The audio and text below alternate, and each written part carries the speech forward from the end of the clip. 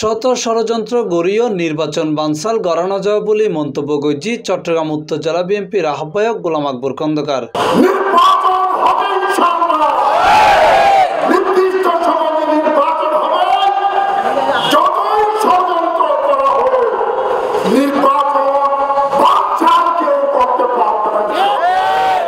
July August গণ অভ্যুত্থান সুখ ও বিজয়ের বর্ষপূর্তি পালন উপলক্ষে কেন্দ্রীয় বিএনপি কর্তৃক সারা দেশব্যাপী জাতীয় কর্মসূচি পালনের অংশ হিসেবে চট্টগ্রাম উত্তর জেলা বিএনপির উদ্যোগে 6 দিনব্যাপী কর্মসূচি 7 দিনের আজিয়ে জুলাই 27 তারিখ রবিবার বিকেলে নসিহন ভবন চত্বরত গ্রাফিতি অঙ্কন কর্মসূচির অনুষ্ঠানত প্রধান অতিথির বক্তব্যে এসব কথা হয় তিনি।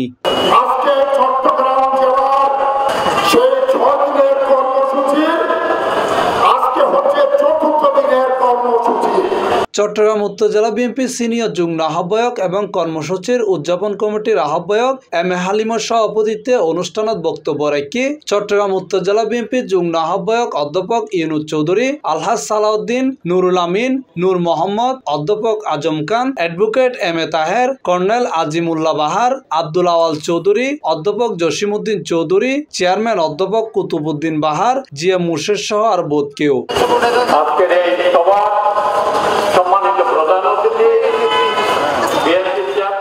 Mohammad Nizamuddin Tipu, C+ TV, Chittagong.